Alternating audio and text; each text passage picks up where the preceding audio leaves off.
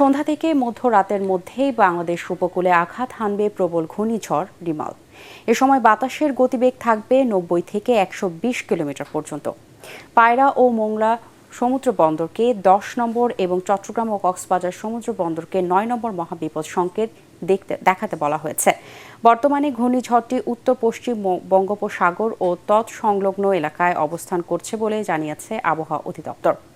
সবশেষে ব্রিফিংয়ে এসব তথ্য জানিয়েছেন অধিদপ্তরের মহাপরিচালক আজিজুর রহমান। তিনি জানান, রিমাল এখন পায়রা সমুদ্র বন্দর থেকে 295 কিলোমিটার দক্ষিণে অবস্থান করছে, যার ফলে ঘূর্ণিঝড় কেন্দ্রের আশপাশের এলাকায় সাগর উত্তাল রয়েছে।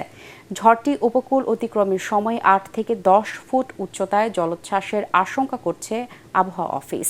এটা যে স্বাভাবিক গতি দিয়ে আগাচ্ছে, কখনো 15 থেকে 20 কিলোমিটার বেগে, কখনো 10 কিলোমিটার বেগে এবং কখনো এটা 6 কিলোমিটারও নেমে আসছে। তো এই যে গতি শক্তি অর্জন করার একটা সিনড্রোমই ছিল, যেই কারণে আজকে এটা সিভিয়ার সাইক্লোন আমরা ডিক্লেয়ার করতে বাধ্য হয়েছি।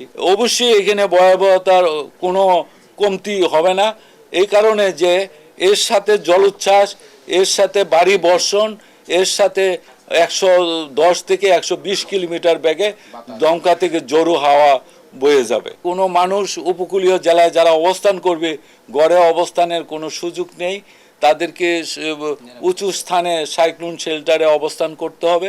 ওয়ালটন ফ্রিজ কিনে অনেকের মতো আপনিও হয়ে যেতে পারেন মিলেনিয়াল। সেরা পণ্যের সেরা অফার। ঘূর্ণিঝড় পরিস্থিতি পর্যবেক্ষণ করছে আবহাওয়া অফিস। এ নিয়ে সবশেষ খবর জানতে এখন আমরা চলে যাচ্ছি রাজধানীর আগরগাঁওয়ে আবহাওয়া অধিদপ্তরে। সেখানে আছেন আমাদের সহকর্মী মাজহারুল হক মুহাজির। মুহাজির, ঘূর্ণিঝড়ের সবশেষ কি তথ্য আছে আপনার কাছে? রিমাল এগিয়ে আসছে। আমি যদি একটু আপনাকে জানিয়ে রাখতে চাই যে এই মুহূর্তে আমরা আছি একদম আবহাওয়া অফিসের ঝড় সতর্কীকরণ কেন্দ্রের সামনে। সকাল থেকে আমরা ছিলাম।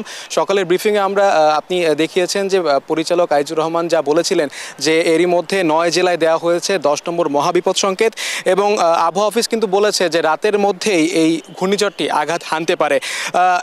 আমি একটু আপনাকে জানিয়ে রাখতে চাই যে এই ঘূর্ণিঝড়টি আমরা সবশেষ যে তথ্য জানিয়েছিলাম ব্রিফিংয়ের পর, যে সমুদ্র বন্দর থেকে 295 কিলোমিটার দক্ষিণে অবস্থান করছে।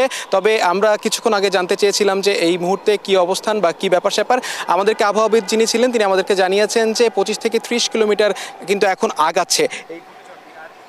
বলতে হয় যে এই ঘূর্ণিঝড় কেন্দ্রের নিকটবর্তী এলাকায় সাগর কিন্তু বিক্ষুব্ধ রয়েছে, এবং এই পূর্বাভাস কিন্তু আসলে পরবর্তী যে আরেকটা ব্রিফিং আছে আবহাওয়া অফিসে, সেখানে আরও আপডেট আমরা জানিয়ে দিতে পারবো।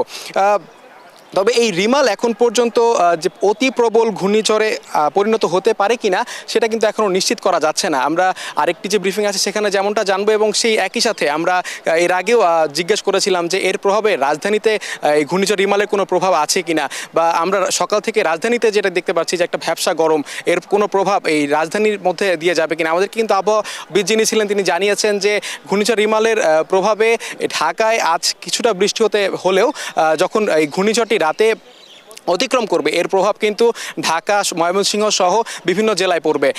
পরবর্তী ব্রিফিং আছে ঠিক 3:30টায়। আমরা হয়তোবা সেই ব্রিফিংয়ে আরও আপডেট দর্শকদের জানাতে পারবো। ভাবনা এই ছিল আমার কাছে আবহাওয়া অফিস থেকে সবশেষ। মুহাজির, আপনাকে ধন্যবাদ।